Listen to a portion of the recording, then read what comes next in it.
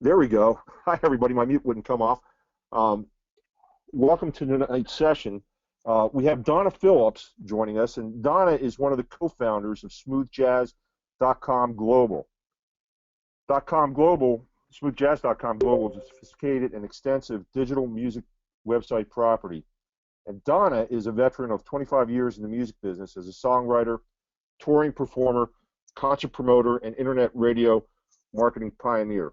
I had the opportunity to work with Donna over the last several years as one of my clients, a smooth jazz musician, Jim Samuel, started working with smoothjazz.com and have really gotten a chance over that time to get to know and value what Donna and the smooth jazz folks bring to the web and bring to smooth jazz and digital music in general. As Donna will clearly tell you, nothing ignites her passion like a chance to discuss one of the founding principles of creating smoothjazz.com Global's platform, which is the premise that advertising doesn't have to suck, especially in regards to music and lifestyle promotion to an intelligent global audience. If you take a look at smoothjazz.com in the bio section, you'll see Donna's bio on the Smooth Jazz website states that she is the girl with the big box of Crayolas, and she knows how to use them. She has a degree from the Art Institute of Fort Lauderdale. She's a one-time leader of a Santa Cruz all-girl alternate rock group. She has shaped and molded smoothjazz.com into one of the most visually pleasing online radio stations on the net. Plain and simple, Donna is one of the pioneers in internet radio and digital music marketing, and a very big part of the heart and jazz, well, actually, I guess I should say heart and soul of smoothjazz.com. Donna is a strategist, musician, designer, and marketer who has a unique talent of blending music, design, and technology in such a way that from chaos not only is order achieved, but also an immersion into the world of smooth jazz. I am thrilled that Donna is joining us tonight and that you get a chance to meet an incredible marketer and industry leader, Donna Phillips.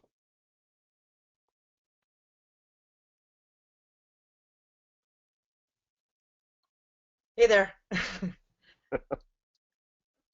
Is this working, John? Donna, you are live and everybody can see you. Okay, great. I don't know if that's good, but here I am anyway. Okay, so ready to start? We are all yours. Okay, so you have any questions to start off with, or you just want me to start talking? Why don't you just go ahead and start, and we'll kind of capture any questions as they occur, and we'll save those towards the end and do a Q&A all together. How's that? Okay, sounds great. So we're here to talk about email marketing in specific. I'll just start off with a little bit of background. I have been in the music industry myself, trying to knock on doors and get somewhere with my own marketing for my own band back in the 90s. And that was at the time before email and Facebook, and we were doing the old postcard mailing routine. And, that was, we beat our heads against a lot of walls and a lot of venues trying to get in and trying to build a core audience that way.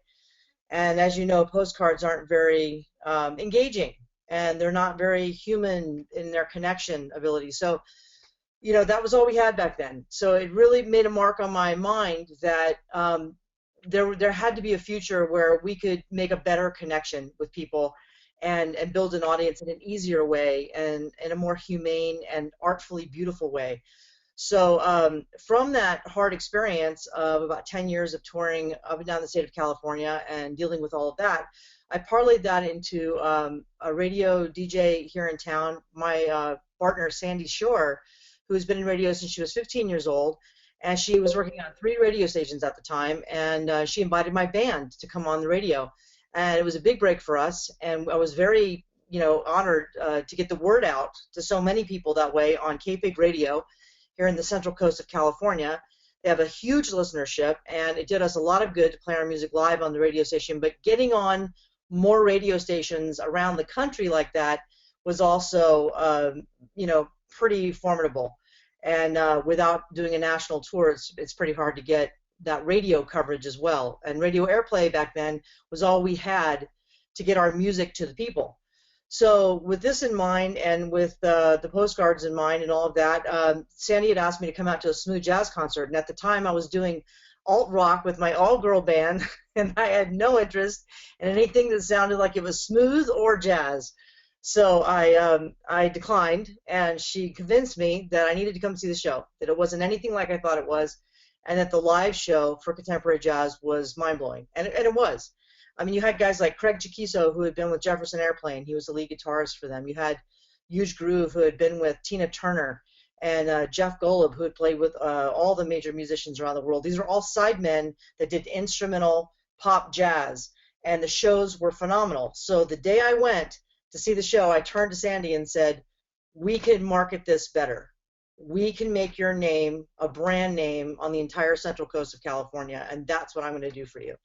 And we joined forces, and I left my job as a freelance graphic designer on faith that together we could figure out a better way to not only give the audience a great experience here in beautiful Monterey Bay, where we're located, in these outdoor venues right on the ocean, out in Carmel Valley in the mountains. We had some great ideas. She had, she's an Aquarian, so she had these amazing ideas, and I basically put images to it. But then it was how to get the word out. So what we realized was, as long as we had a local radio station that played jazz, we had a link to the audience. When the owners would sell the property, and there was an FCC deregulation in the late 80s under Reagan that allowed, entities like Clear Channel and Infinity to come in and buy up a lot of properties in very small areas that were close to each other, or large areas, but the proximity to each other was very small. So with massive entities controlling the entire radio landscape of the United States, when one decision was made to look by the numbers, not by the audience or by the content of the shows or the ticket sales of shows, none of that was considered. They would just look at the Arbitron numbers, the ratings, and take an entire format off the air. And we saw that happen 4 times here in Monterey. Jazz was taken off the air for no apparent reason, just by the numbers. And then the new owners would find out they get a lot of feedback from the local audience. We have the Monterey Jazz Festival in Monterey. It's the 57th annual, I believe, or yeah, I think it's the longest running jazz festival in the United States, and we had no jazz station. So the station would come back on, the station would go back off, and Sandy subsequently would lose her job every time the station would go away, and we would lose our conduit to the audience. So this pretty much pissed us off, rightfully so, enough times, and this is where I find you get your best learning, is when doors are slammed in your face and conduits are completely cut off, is when it forces us humans, especially us Californians, to say enough is enough. This medium is becoming irrelevant. We have to make it even more irrelevant to our business model, so we're never shut down, basically, and cut off from our audience. And ironically, our ticket call number would ring from disenfranchised radio listeners who would cry to us. Literally, tears would fall on the phone, asking to please bring back their jazz station. It was the only thing that calmed them down during the day. Husbands would say, my wife is insane by this. Can you please help me and put that station back on? And only because we were the concert promoters did they think that we were the face of the smooth jazz station here in Monterey. And we'd explain to them, we don't own the station, we don't own the signal. It's millions of dollars to own it. And we even tried to do a deal with Clint Eastwood, where we bought a station that was flipping, and we tried a 5th time to own our own station with him, so we would never have to do this again. And at that time, there was an engineer on KPIG Radio that was fiddling around with streaming, and KPIG Radio was one of the first stations on the West Coast that I'm aware of. I've Wikipedia'd this, and I think it's one of the first in the country to have ever streamed an FM signal back in the late 90s, around 98 or so, and no one had done that since. And licensing hadn't been worked out or any of that, but they were streaming KPIG. And people didn't know what to do with it. But the engineers and the audio people were very excited for the potential of what could happen, how they could reach a broader audience globally. So basically what happened was we put in a bid with the engineer to say, whoever you're getting your bandwidth from, when that becomes available, can you get us in on it so we can leave these FM guys behind and market our concerts directly to the audience on our own internet radio station. And I remember Sandy sitting there one day saying, I'm done with FM. I'm done with this. I'm not doing this one more day. I'm going to have my own radio station. And I said, how will we ever get the money to buy a signal? She said, oh, no, no, no. FM is dead. It's over. And it's all local. I'm going global. And I'm never looking back. And that's exactly what we've done. So AOL started the Shoutcast radio program. They offered free bandwidth to anyone who would attempt internet radio. And we have spent 2 years building our CD library and getting ready. And Bill Goldsmith, who runs RadioParadise.com, built an automation software. You have to have that to run a radio station. So he put the software on the computer, and we put it in our home office and started smoothjazz.com, global radio. And one of our first listeners was a college student in Slovenia. And I was embarrassed enough back then that I didn't even know where Slovenia was. But that we started realizing this was huge. And it was us, digitally imported, and RadioParadise.com. And we would watch our numbers constantly, 40 listeners, 50, 100, 1,000. And we would end up on the top a lot of the times. And out of a electronica station, an Americana station, and a smooth jazz station, according to the FM world, smooth jazz was never supposed to be number one in anything. It was kind of a little sister format to adult contemporary. So we kept being number one, and we kept realizing this format is widely accepted globally. And that inspired us to keep redesigning the website as quickly as we could. And we started listing jazz clubs around the world, and not just in the United States, but around the world, jazz festivals around the world, artists from around the world. And one of the things we were doing, we were still doing the concerts, and we were launching smoothjazz.com thinking that the record companies would be thrilled with us. They could save money from these $10,000 print ads they were running in Billboard magazine and Radio and Records magazine, and they could just run web ads on smoothjazz.com and reach the audience for much less money. And with all of this imaging that we put together, we wanted to make the experience of the music on the website, we wanted to be like a global hub so that people could come to the website and you know, it would be organized for them, that they could experience new artists as well as the staple artists. They could easily click to buy. That was key. And I remember talking to Bill about his software and said, can you add a field in the database so we can put the Amazon link? iTunes hadn't been invented yet. But he said, well, we haven't done that yet. I said, but it's critical if we're going to play their music, the artist should have a chance to sell it, and the audience should be one click away from buying it. And since Amazon exists, can we also pull the CD image and the metadata, the song title, the artist name, and the album name? Can we pull that from Amazon? So he worked on a script that automated pulling the data from Amazon. And smoothjazz.com, as far as I know, was one of the first internet radio stations to ever display the album cover with the metadata and the buy links. And as soon as iTunes became available, we stopped our own download program that we were doing for artists and helping them to market themselves to sell downloads worldwide to capture that global audience. And we let iTunes take over and added that link as well.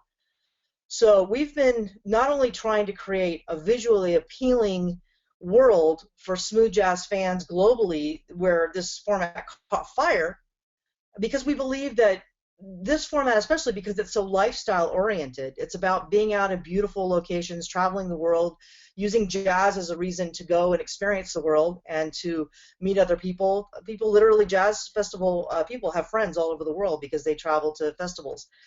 And in that lifestyle, they try great beers and wines and stay in amazing hotels. And it's not upper crust, it's just a really nice way to see the world and to experience the world is through contemporary jazz.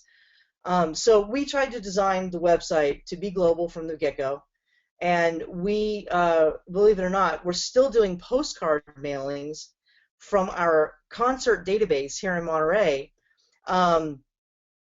That we developed about 7,000 people that we had to sit around jazz happy hours here and locally that we sponsored, and we'd have our friends and family come out and they would sit there and put, you know, stickers on postcards.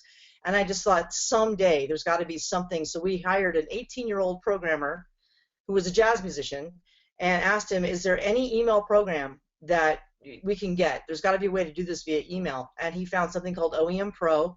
We bought it. It was way before Constant Contact or MailChimp. We bought the software, he finagled it to work, and we built our first Jazz Blast. And I can't control the screen, but John can take you to the our media kit, which is under Global Music Marketing, and we have our Jazz Blast link. And the Jazz Blast was our connection. Go to services. Go to services, John. Under services, you'll see Jazz Blast. Or just under global music marketing button, you do the drop down, and you'll see Jazz Blast. The Jazz Blast was our answer to the postcard, essentially. And it was at the beginning of email marketing. So we didn't know how it would play. I remember running a calendar trying to figure out when to send these blasts out. We didn't know if we should do multiple artists in each blast or if we should just do a feature. So we started parsing down what we could offer, like what our real estate was and what we could do for artists. But our entire business model was a thought that we had when I came into Sandy's office one day. We were still doing the concerts, but 9/11 had happened, and our audience wasn't coming out in droves. So we were losing money on the concerts year by year, and we were about 2 years in the hole. So we were sinking fast, and many hundreds of thousands of dollars in debt, which can happen fast with concert production. So it was 1 foot on the dock, 1 foot on the boat. We had to hope that smoothjazz.com could be a proven business model. We didn't want to go listener donations. We didn't want to go listener subscriberships. We didn't want the listener to have to pay. And this is way before Pandora or anything. This was in 2000. We came up with a model where I asked Sandy, I said, what are all these CDs sitting on the desk in the studio? And she said, these are artists that want airplay. And I looked at them, and most of them were indie. I'd never heard of these artists. I said, how are they finding us? She said, they're finding us. They're going online and they're finding us. And they were sending us their music. I'm talking 10 to 15 CDs a day were coming in. We couldn't keep up with it. And so I said, you know what? It's too bad that, each of those can't represent income to us. And she said, oh, we can't do that in radio because that's pay for play, and you can't have people pay to be played on the radio. And I said, well, no, we don't want to do that and risk our integrity, but we can offer them something else instead. They also need marketing, like I did when I toured, and they don't want to do postcards, and they can't set up email programs, and they don't have websites with tons and tons of traffic that was increasing daily because she bought the name smoothjazz.com back in '95. So as people were experiencing the same thing we were experiencing in their market with their radio station being taken away, one day it's there, one day it's gone. They go to turn it on, it's gone, and their lives are literally turned upside down. These are huge fans of this format. They don't know where to turn. They go home and go online, and this is in the early days of not everybody caring about being online.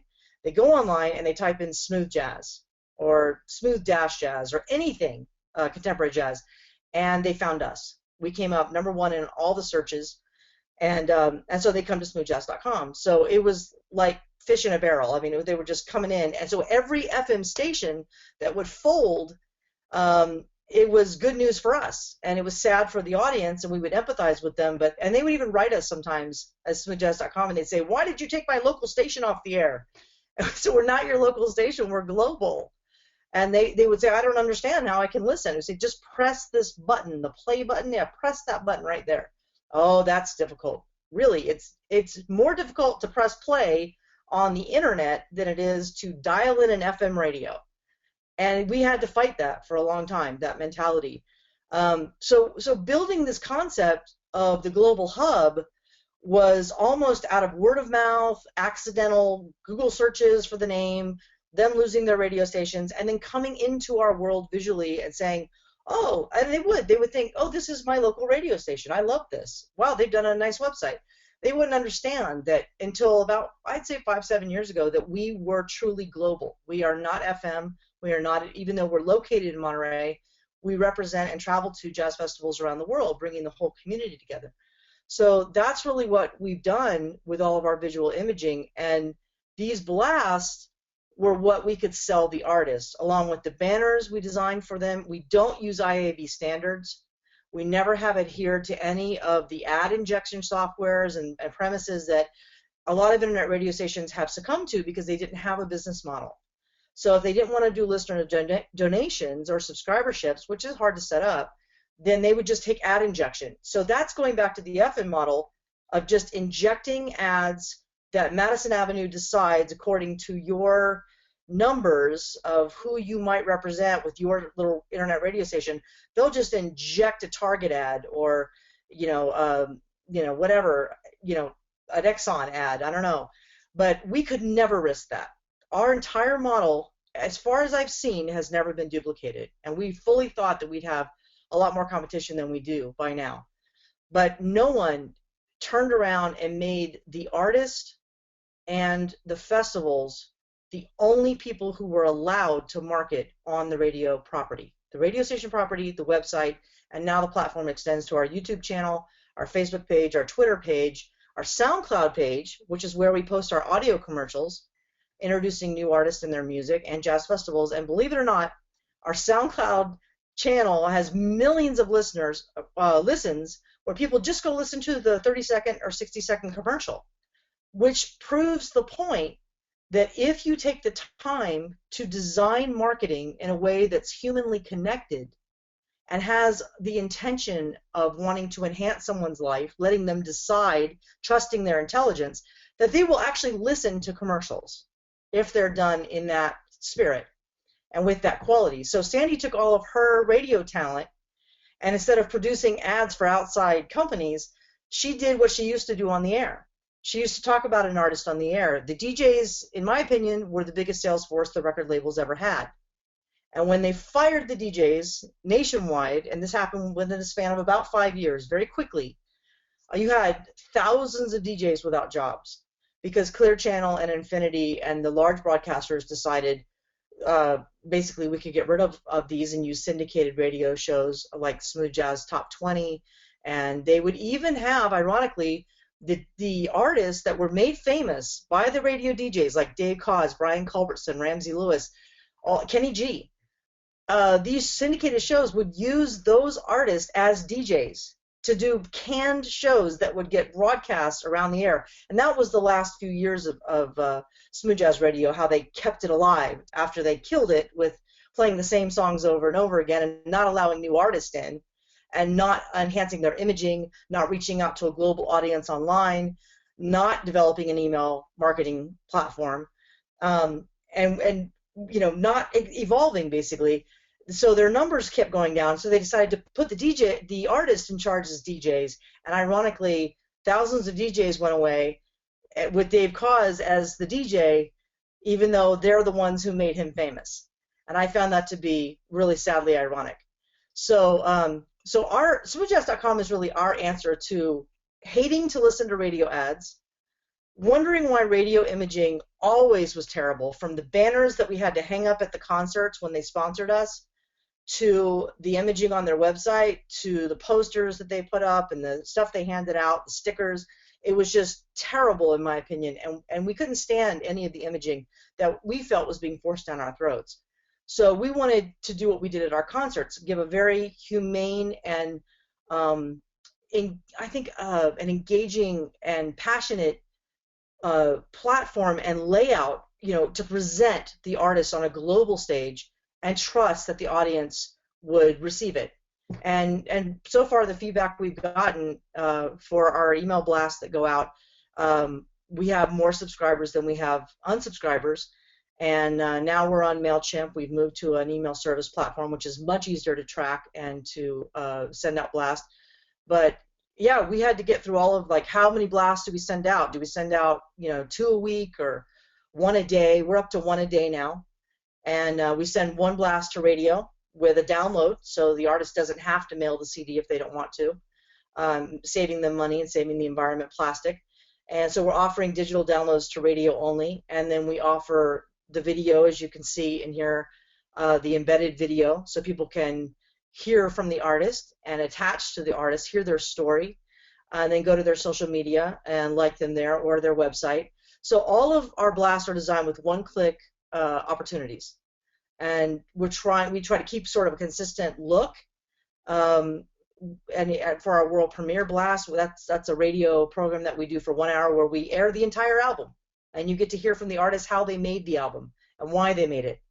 So it's a way to connect, like I said, in a human way, so that our feeling is, and this is coming from me as a consumer, if I feel I know an artist's story and I feel I can relate to them from what they're willing to share with me about their process of recording, like when the Indigo Girls recorded in Southern California in an amazing studio, and Pink set in and did her thing, they put that on video way before people were doing that. And when I saw that, I realized that's how it's going to happen. That's what we're going to do. We're going to present these easy to get to the artist options through email blast and through the website and through Facebook and through the YouTube channel, so that we truly can, in a more efficient way and a more effective way, connect the audience with the musicians, and the musicians with promoters and radio. But be clear that radio does no longer drive the train for music. While they may or may not add your music, it may take weeks to get it added, it'll play in the background once a week, it's no longer driving music sales the way internet is, because it's so immediate. And our mobile app has the same functionality. It looks pretty much the same. Artistically, just go to smoothjazz.com/mobile.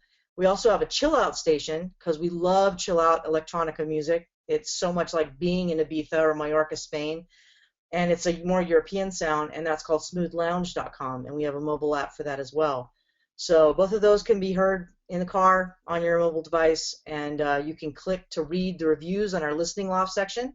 You can check out who's number one on our chart. We do an album chart where everyone else focuses on singles. We focus on the whole album, and we've really, tried to make the listener experience much better. And subsequently, our listenership is a lot younger than an FM smooth jazz station, which normally skews 45 to 65, and a little bit on the fringe either way. We have listeners that are 25, and we're introducing artists in their 20s now, like the band from Hungary called the Pete Project, P-E-E-T Project. They're a pop jazz band, and they're all in their 20s, and we're finding more and more people are getting into the format that are very young, and they're very inspired by this music. So that's been a huge innovation for us, is to take all the notions about smooth jazz and just wad them up, throw them out, and start over again. So that's pretty much it from me. If you guys have any questions, let me know.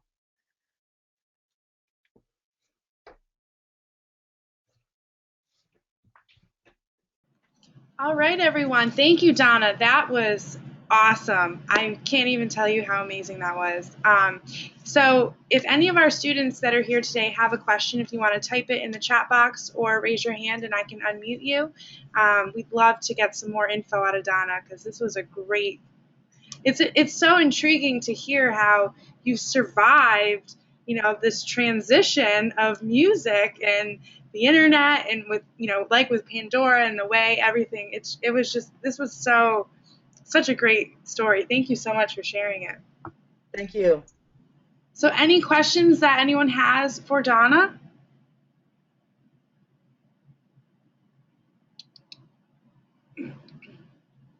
All right, so we have our first one from Wesley, and he says, what are your ROI points for your email blasts?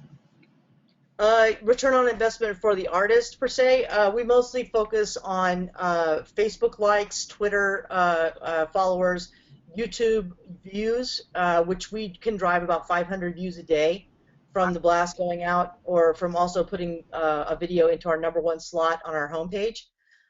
So we have the artists trained to have Google Analytics on their website and to track the #1 referral sites to them.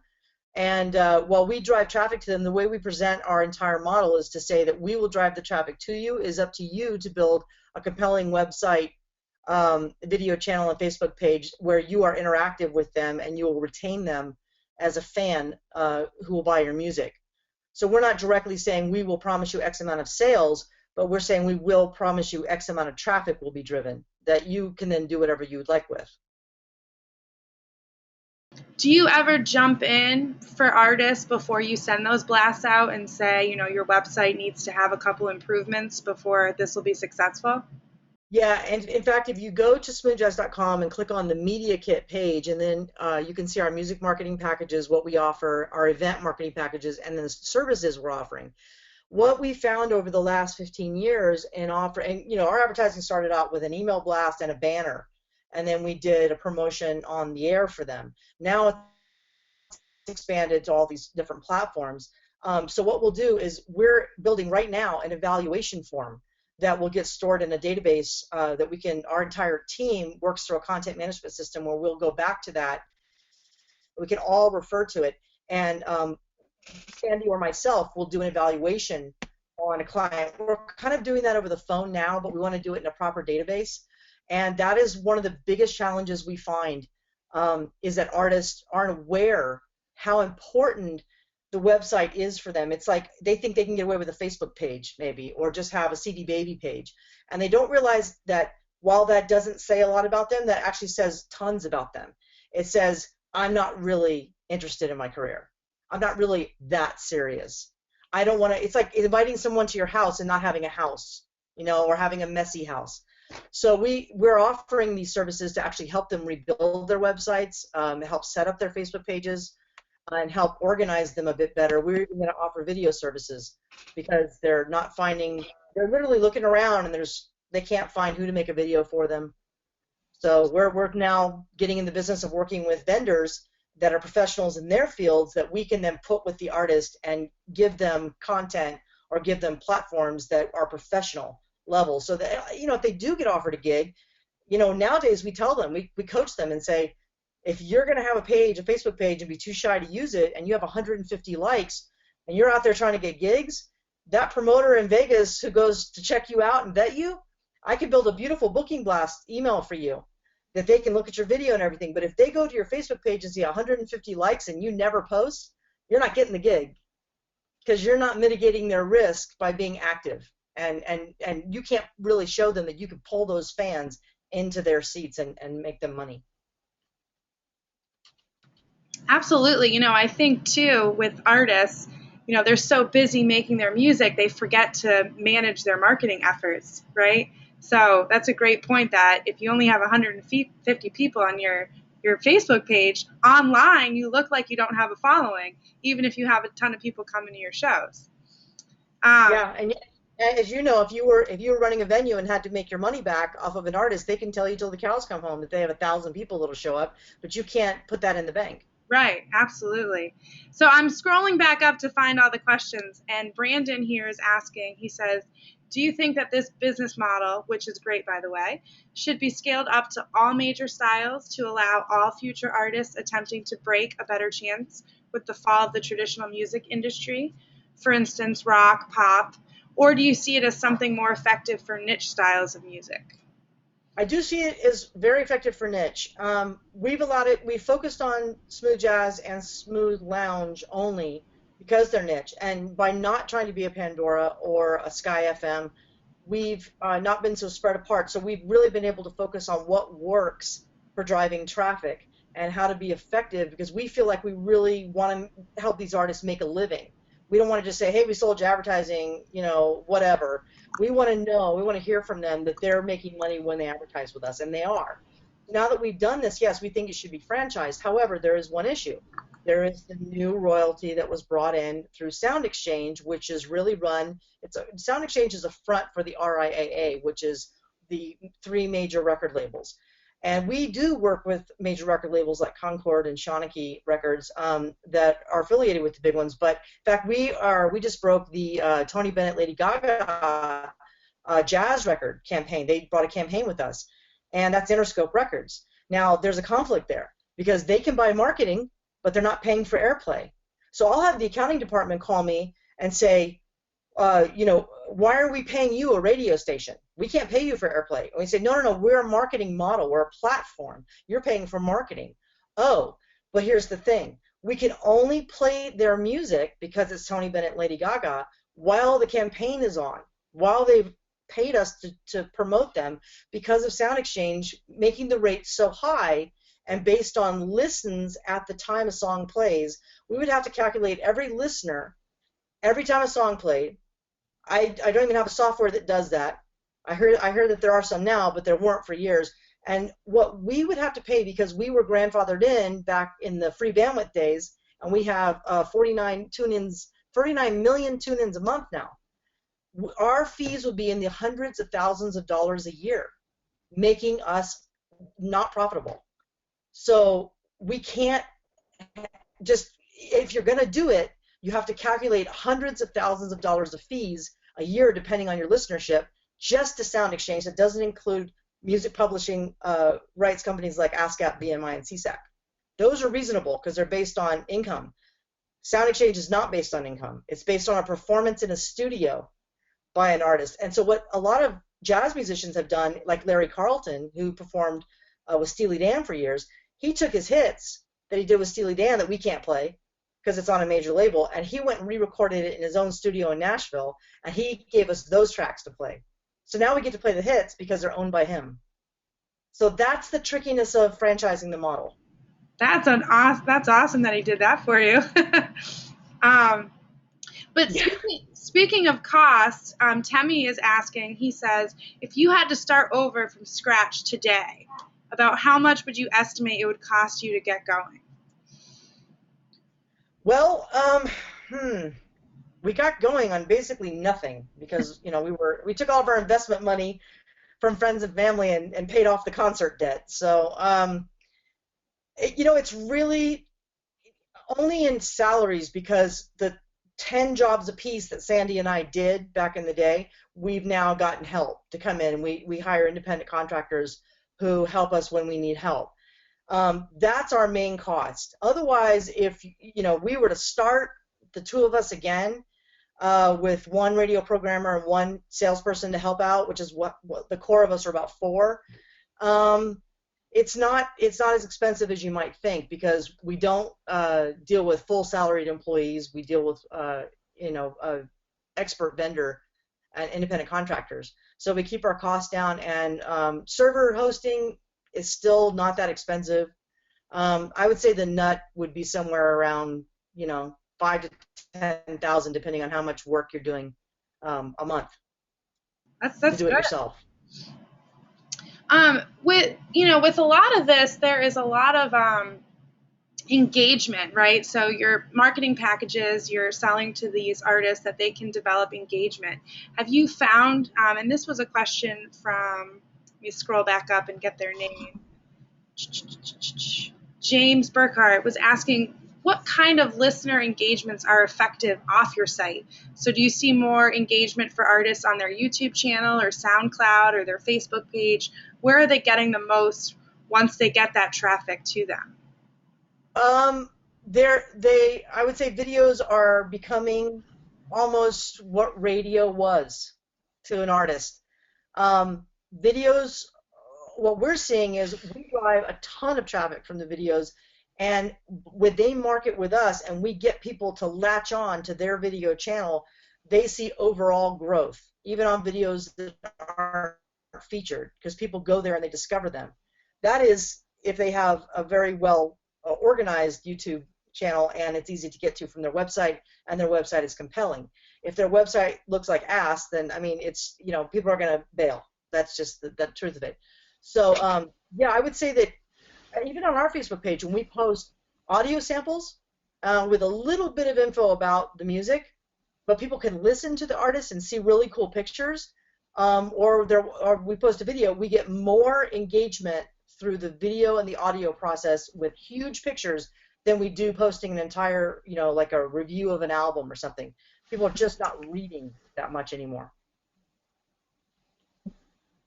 That's a great point, is that most people like quick content these days. So if it's, a quick audio clip or an image that they can directly relate to and like you said earlier, get that emotional connection, feel the music, then they're more likely to click through and do that engagement. So we do have another big one here from Wesley Farnham. He likes me to read the big one. So, okay. Yeah. What differences have you seen lately in regards to mobile versus desktop usage? And there's more. So how has this changed engagement rates with your email blasts? I would assume music and video engagement from email is higher via desktop compared to social engagement on mobile. He said, do you find this to be true? And sorry for the wording of the questions are a little all over the place. No, I get it. I totally get it. Okay, our listenership, just to give you an idea of the jump, our listenership was at about 8 million tune-ins a month, and we were really, really happy with that. And then the minute our mobile app launched about 3 years ago now, it went to 49 million. So that is an indicator of how much mobile affects the website. I can also tell you that our traffic to both Smooth Jazz and Smooth Lounge websites has been split equally between the website online and the mobile app. So we've maintained the same traffic, so that tells us we're retaining our audience, and we're actually still growing our audience. However, more of them are accessing us on their mobile apps now. And our email blasts are being seen on the mobile apps. And I'll tell you another thing that's kind of interesting about this model is that our audience is also other artists. So because we have a top 50 album chart, we took over for this company called Gavin, who was very respected, like Billboard and Radio and Records back in the day. And because we have a chart, because we're a radio station, because we are the hub for the format, and because we premiere these world premiere records and videos, artists, industry leaders, like record label people, radio stations, are our audience as well. And they're checking us constantly on their mobile app to find out. They use our Facebook page as a news source. Absolutely, and I would think too, artists would be interested to see, from a competitor research standpoint, what other artists are doing, what their engagement looks like, what their Facebook page has. So really great way to monitor what's going on out there. Yeah, and they get jealous. They say, I see this guy D. Lucas. He's a soprano saxophonist out of Atlanta that sounds like George Howard. I mean, he's an amazing young guy. And he quit his day job, finally. After 10 years of being in the business, he quit his day job last year, is running his own label, and he's getting gig after gig after gig using our booking blast himself. He doesn't have an agent. And I've got more artists coming to me going, how is this dude getting so many gigs? And I said, he's using the tools we built for him, and he's on his Facebook page constantly. He makes up posters, and he posts them. He puts up videos. He tells you when he's in the studio. He's very active on social media. And I could tell that to an artist who's jealous of this guy, and they still might say to me, yeah, well, music should speak for itself. I shouldn't have to be on Facebook. I'm like, then you're invisible. Exactly. You're not at the party, dude. Sorry. If you don't show that presence online, when people go to search for you, they think that you're nobody and that your music isn't good. You have to bring that presence online. It's a statement both ways, and that's what's the hardest thing to get into their minds, is it's a statement both ways. You think by not saying anything, I'm not making a mistake because I'm not saying anything. No, you're saying a lot by not saying anything. You're saying that you're not really up to par. Absolutely. When just if you drive down the street and you see a brick and mortar, restaurant, and then you go to look for them online and you can't find them, you're never going to eat there. Yeah. Yeah. Well, and like Yelp, I mean, I use Yelp almost exclusively now because it's never steered me wrong. Absolutely. Okay, so we've got another question that just came in from Kristen Hostler. She says, what types of web analytic tools does your company use to measure performance and engagement on the website and on social media? Well, Facebook has great insight tools. So we use the insight tools on Facebook and discuss it with our staff and go over it constantly. So we keep a close eye on the Facebook insight tools. And on the website, and we have our mobile app set up so we can keep Google Analytics on that. Plus, we developed our own media player that's hosted out of a company in Canada, Cloud Radio. So we track all of that through Google Analytics. We basically put a key code tag on everything online that we have so we can measure our traffic, find out where it's coming from. So what you see in our media kit from the cities that are the most active cities that come experience us, that's a combination of Facebook and Google Analytics engagement from around the world. So we try to do U.S. cities, European cities, because like we're trying to get the Tokyo Jazz Festival right now, and we have to show them that Japan is one of our largest markets for listenership and music buying. And another way to tell actually is artists tell us that they sell their music first in Japan the minute they start advertising with us. They can't believe how fast they start selling music in Japan. So we know that's a big audience for us. That's awesome. Yeah, Google Analytics, I definitely think that everyone, especially because it's free, definitely install that right away. And Facebook Insights is amazing. So using all that data and, hopefully you get that festival. So James Burkhart has another question here. He says, how do you capture the email and name, and what is your opt-in percentage? I don't really know my opt-in percentage. I know that we're somewhere around even or a little more on subscribership than unsubscribes. We're using MailChimp now, so it's a new platform for us, and I'm really watching it right now to see, because MailChimp makes it so easy to unsubscribe that I think more people are deciding they'd rather get the information on Facebook than on email. And I will be honest with you, I think that email will factor less. That's my opinion. Because even though I get the Jazz Blast myself, and I can see using them, they're very easy to use, and they're beautiful in my opinion. But I don't think that that's going to be the most major delivery system as opposed to social media. I just think social media is so easy. So I think the email blast is for people who used to like to look at print ads. They'd sit and flip through the pages, they'd see the big pictures, they'd get the content.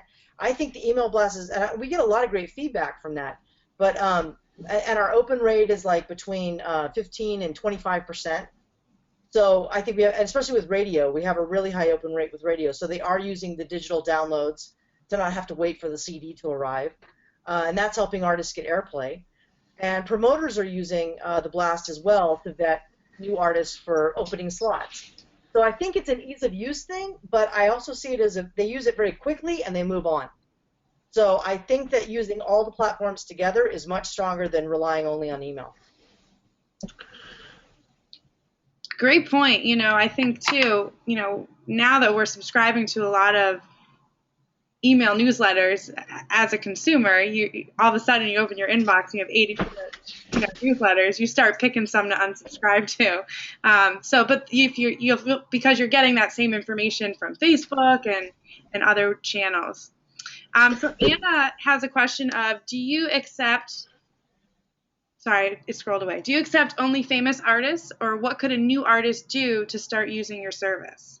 No, we're primarily indie. These artists, you may not know their names, so you wouldn't know if they're major or not. But we were almost 100% indie in the beginning because the major labels they didn't get what we did, and we would have to build them a banner ad on spec and show it to them on the site and how it worked, and then they wouldn't have Google Analytics to track it anyway.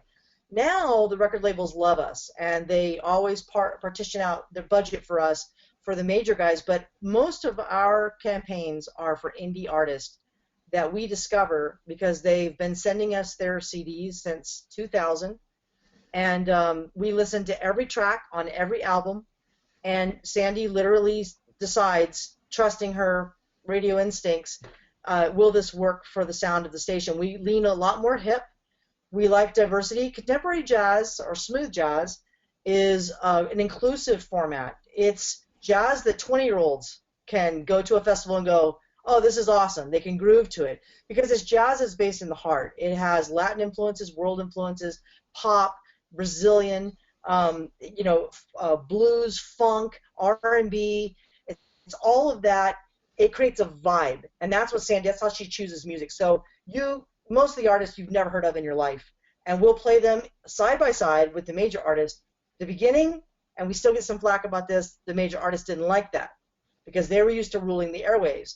We leveled the playing field, so they were a little pissed off at us. And then they slowly had to come around because they find that when they do a world premiere with a major artist like George Benson, and Sandy gets on Skype and interviews him and then airs the interview on a Saturday, their Amazon and iTunes sales go to #1. So they can't deny that the on-air interview on the global platform works for selling music. But George Benson's right after his interview's over, you're going to hear from an artist you've never heard from. It sounds just as good in the mix. He has to embrace the new ways. Okay, Yeah. let me scroll back up here. So we have an off-topic question and then another email question. So Wesley has an off-topic question, which is, my friend has a bluegrass band and they are huge in Japan. What do you think it is with the market being so big for jazz bluegrass? I think the Japanese have always had a fascination with America, and that may have come from World War II, or it may have come from the GIs that have been over there after World War II. I know my cousin's married to a Japanese woman, and there's a certain symbiosis with us and the Japanese, and they have such a huge appreciation. Plus, they have the Blue Note venue as well as the Billboard Jazz venue. And they are very supportive. I know Foreplay, who is Nathan East, who is one of the most recorded bassists in the world. He goes over there himself and with the band Foreplay, who are all a bunch of heavy hitters in jazz. And they do more touring in Japan than they'll do in America at times. and they make tons of money over there. So I think there's just a real appreciation for Americana styles of music, and luckily they don't have as much jazz snobbery as we experience in America with what we call the jazz police. The traditional jazz guys hate smooth jazz. They consider it, they don't think it's vamping enough, and it's not intense enough. And the way I describe the difference is, jazz is an acquired taste to get into the headiness of jazz. Contemporary jazz or smooth jazz is a groove-based jazz, so our audience tends to be wider, broader, more international. And the concerts are like parties. They're not sitting there like in your suit, listening intently. You're up dancing, and everyone's just loving everybody. That's awesome. I got to get to one of these festivals. So back on to email marketing. So Sarita Butler is asking, how did you build your email list, and did it increase from the different artists that use the marketing tool? Or do you use your website, Jazz Events, to do email campaigns? And I'm going to add to that, do you segment your email list, or does it just go to everybody? That's a great question. Those are all great questions. I'll go backwards. We have resisted that since day one. And when we started getting jazz festivals from around the country to come on board, they had all had jazz stations in their market. So they were very used to only developing a database from their local radio station that would run contests. As you guys probably all know, you probably all heard that back in the day. It was contest. So they would build these massive databases, 100,000, 200,000 people or more, but most of it was based on someone just entering a contest. But the jazz festival promoter became very addicted to that database because they felt like, well, I can reach all these people in my community. And so when the station went away, so did the databases. And so that became a huge challenge. So they kind of put their tail between their legs and came back to us after we've been pursuing them, and they said, okay, I'll go ahead and try global marketing, but I don't see why anyone in Paris or Japan would ever come to Arizona. And we said, are you kidding? I mean, they travel for conferences all the time. People need a reason to travel sometimes, or they know family that's going to be there or lives there, and they could tell them. So why would you not want someone living in Paris to not know about your event in Arizona when it's word of mouth? Why would you cut that off? And why would you devalue that? So they would get kind of mad at us and say, yeah, but we just really want to parse the database. So we tried to collect zip codes, but it just doesn't make sense because everyone moves. They move around constantly. So, we've never done it, and we're not going to start now. And people have seen more traffic. Festivals tell us all the time, like the Seabreeze Jazz Festival in Panama City Beach, Florida. It's a very small little area. They have more people. I remember the first year they did an email blast with us. I promised them that they would expand beyond the southeastern region with the email blasting that we did globally. He didn't believe me, the promoter. And he contacted me later. I don't know if you remembered our conversation, but he said, we've sold tickets in every state in the union except for 2. And I said, seriously, that's what I told you. And he said, well, I just don't know how it happened. And I was like, seriously, I cannot believe you don't understand how this works. Like, you refuse to get it. You think they just typed in SeabreezeJazzFestival.com? You don't think it's because they got the email blast and they clicked on it and came over there? And that's how resistant and unimaginative these promoters are with email. So what was the first part of the question again?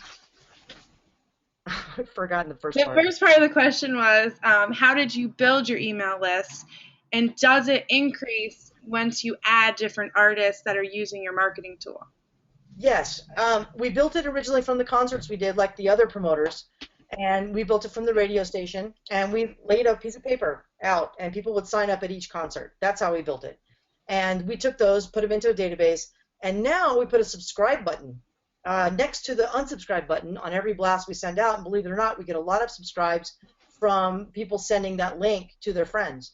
So the Jazz Blast themselves, we promote on Facebook, we tweet about it, and we keep it top of the mind awareness that if you want to, basically be notified of a new artist or new music or new event coming out, subscribe to the Jazz Blast. That's awesome. I'm pretty sure you just gained 30 new subscribers from tonight's session. And then once we send the archive out, you'll have 100 more. And I think we have time for one last question, so I'm going to go back up here. We've got Ashley is asking, what platforms have been most beneficial for you in regards to your website and programming for one-click downloads, overall usability, and the experience? What platforms? I mean, the website itself was designed back in the day when no one was doing it. It was designed to be a one-click platform. So the website itself and then the mobile app was designed the same way. In fact, the mobile app designer who did radio apps said, oh no, we don't have the ability to do one-click downloading or buying. And I said, well, we do. You can take the script that we use on our Now Playing section right in the center of our homepage and on our media player, and we can send you that script, and you can implement it on the mobile app so that when they're listening, they can buy, and when they've missed the song, they can go to our last hour playlist, and all the album covers will be there with all the download and buy links. And he had never heard of that.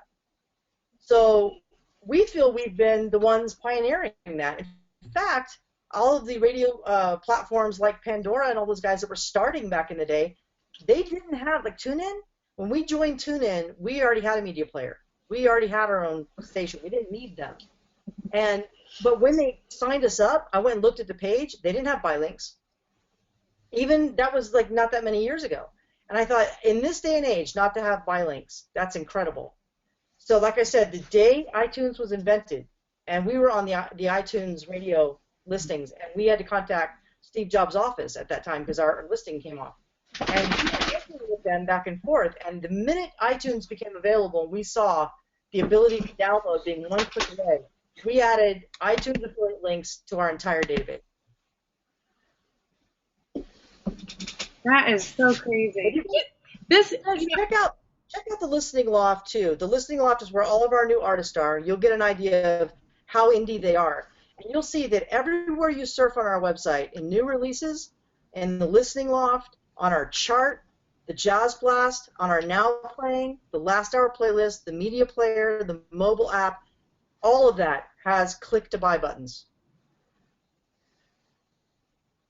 Donna, I'm telling you that this has been the best hour ever. And next time, because we're going to host you again, it's going to be called An Afternoon with Donna Phillips, and it's going to be 4 hours long. You are a pleasure to listen to, and you have so much knowledge in your head, and this has been phenomenal. I cannot wait to set up our next session, so you better be available. Thank you so much for this evening. It's been fantastic, very lively, great storytelling. We are all emotionally invested in smooth jazz, so you've definitely done your job marketing. And I will have this archive. I'll have John send it over to you so if you wanted to view it. But we're going to send it out to all of our students who weren't able to attend. But great session. Thank you so much. Thank you. Thank you. And you can email me right from the Meet Us page or from the mobile app, and let me know what you think of the station if you guys feel like doing that. Absolutely. And if we're going to go to a festival, we're going to make sure that we tell you so we can meet up. Yes, exactly. Cool, guys. And Donna, I just want to add my 2 cents that tonight's session has been fabulous, and it's been wonderful to learn even more about smooth jazz. Thank you, John. Thank you for inviting me. I really, really appreciate it. And thanks, all of you guys. I really appreciate all your questions as well. It's been great. Awesome. Thank you so much, and have a great night. Okay, you too.